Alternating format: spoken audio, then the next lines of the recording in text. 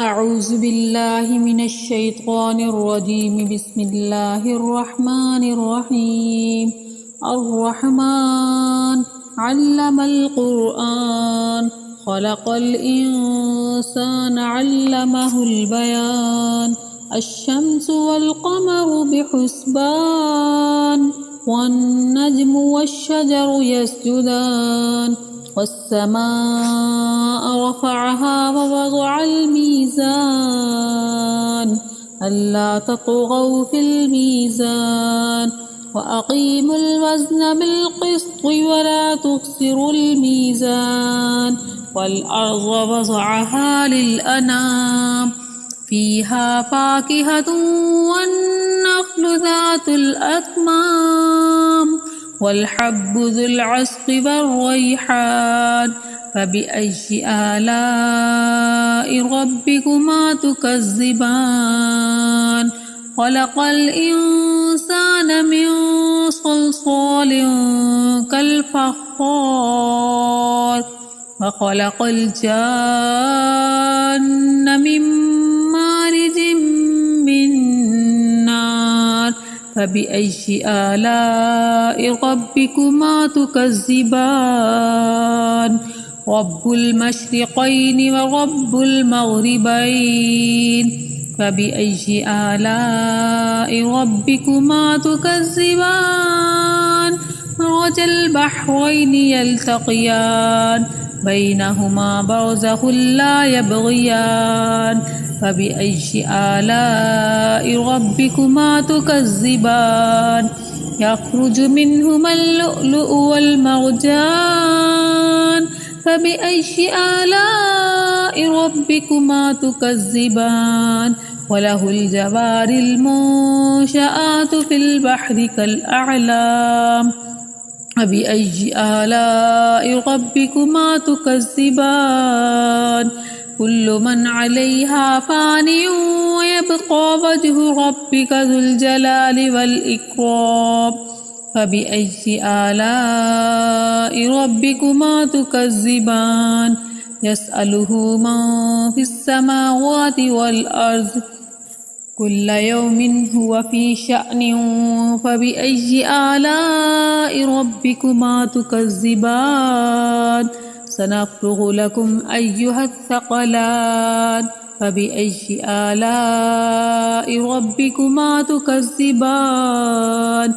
يا معشر الجن والإنس إن استطعتم أن تنفذوا من أقطار السماوات والأرض فانفذوا لا تنفذون إلا بسلطان فبأي آلاء ربكما تكذبان يرسل عليكما شواظ من نار ونحاس فلا تنتصران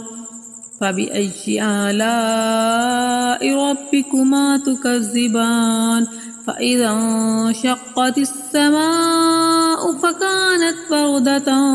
كالدهان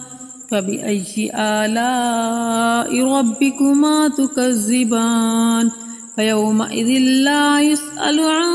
ذنبه إنس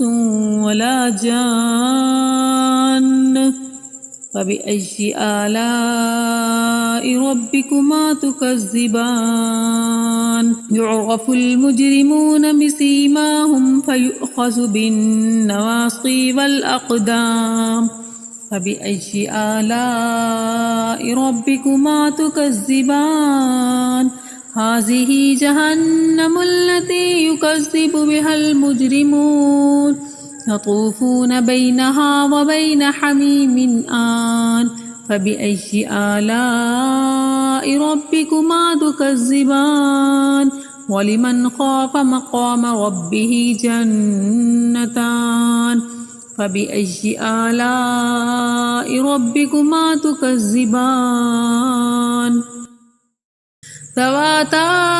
أفنان فبأي آلاء ربكما تكذبان فيهما عينان تجريان فبأي آلاء ربكما تكذبان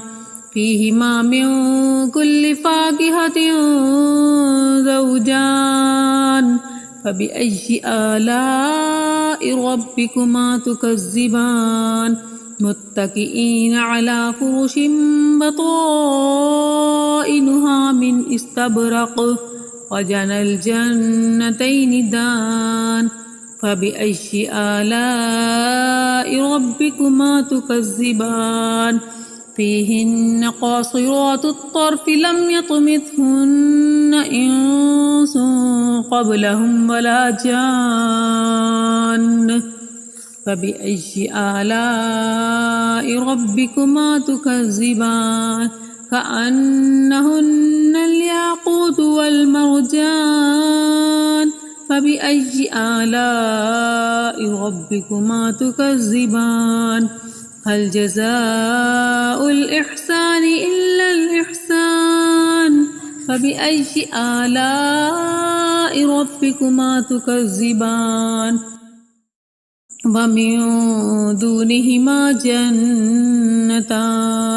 فبأي آلاء ربكما تكذبان مدهامتان فبأي آلاء ربكما تكذبان فيهما عينان نضاختان فبأي آلاء ربكما تكذبان فيهما فاكهة ونخل ورمان